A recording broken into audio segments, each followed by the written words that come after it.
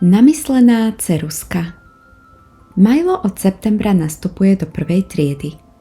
Cez víkend jeho rodičia urobili veľký nákup školských potrieb. Synčekovi kúpili školskú tašku, prezúky, zošity a peračník. Chlapec si do peračníka vložil písacie potreby. Farebné fixky usporiadal od čotej po čiernu, cerusky zasa od najtenšej po najhrubšiu.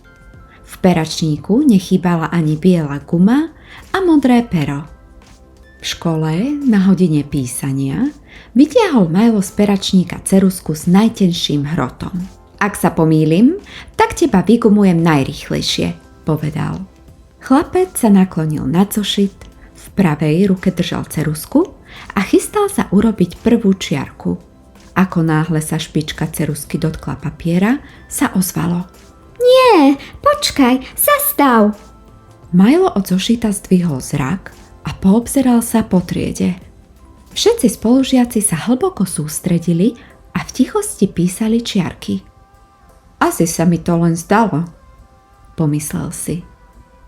Opäť sa naklonil na zošit. Hrotom sa dotkol papiera a chystal sa urobiť tenkú linku.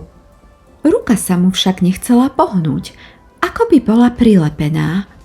Skúšal s ňou pohnúť doprava, doľava, hore a nadol. Ruka ale zostala úplne nehybná. Čo sa to deje? Čudoval sa. Nestlačaj ma tak silno, lebo ma zlomíš. Ozval sa tenký hlások. Majlo sa sklonil nad zošit tak nízko, až sa nosom dotýkal papiera. Vyľakal sa a skríkol. Pšt, ticho tam v zadnej lavici, upozornila pani učiteľka. Chlapec sa nahneval. Neviem, kto si, alebo čo si, ale potrebujem písať. V zošite ešte nemám ani jednu čiarku, pošepkal. Písať? So mnou? Spýtala sa ceruska pohoršene. Pozri, aká som krásna. Patrí medzi najkvalitnejšie grafitové cerusky. Môj obal je vyrezaný zo špičkového cédrového dreva. Som precízne natrená sítou farbou, dokonale nalakovaná a vyleštená, povedala ceruska s pýchou. Majlo nad namyslenou ceruskou pokrútil hlavou.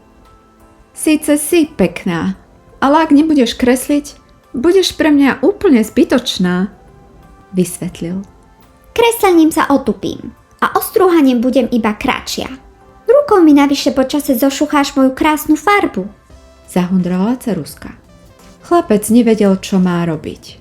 Hodina písania sa o chvíľu končí a jeho papier v zošite je stále prázdny. Dobre teda, keďže si taká dokonalá, zoberiem si inú cerusku. Urobím s ňou precízne čiarky, za ktoré dostanem jednotku. A teba po príchode domov nechám v šuplíku s nepotrebnými vecami. Potom bude jedno, aká si krásna a kvalitná. Budeš rovnako nepotrebná ako pero s vyschnutým atramentom a tupé nožnice. Nie, prosím. Nechcem skončiť zabudnutá v šuplíku. Radšej ti dovolím so mnou písať a kresliť. Zmenila názor ceruska. Majlo sa potešil, že sa mu cerusku podarilo presvedčiť. A čo ak sa otupíš a budem ťa musieť ostrúhať? Opýtal sa. To nevadí. Radšej budem tupá a krátka ako nepotrebná, povedala ceruska. Chlapec sa usmial. Nakoniec až taká márnomyselná nie si.